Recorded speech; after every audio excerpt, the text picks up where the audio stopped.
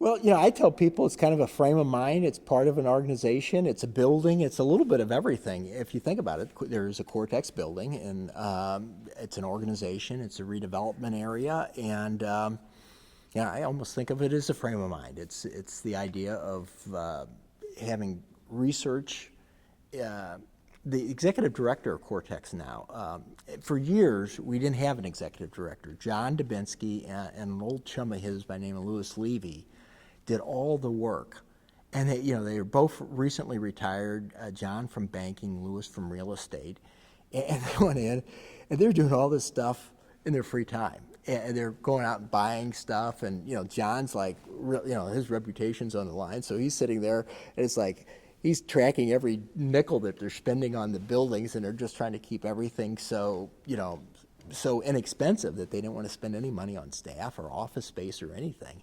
And so they're going along like that. And now, if you ask the executive director, they actually got formalized. They started out with a part-time person. Now they got I think they got 6 or 7 people working over there now.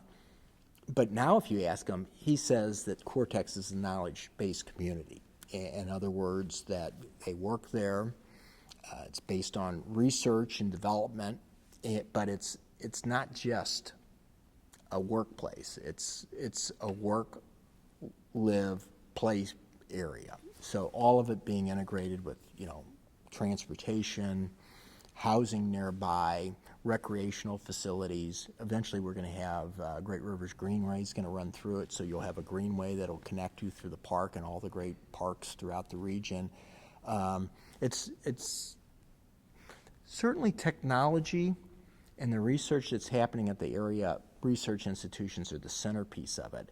But creating a real sense of place has to be the number 2 priority.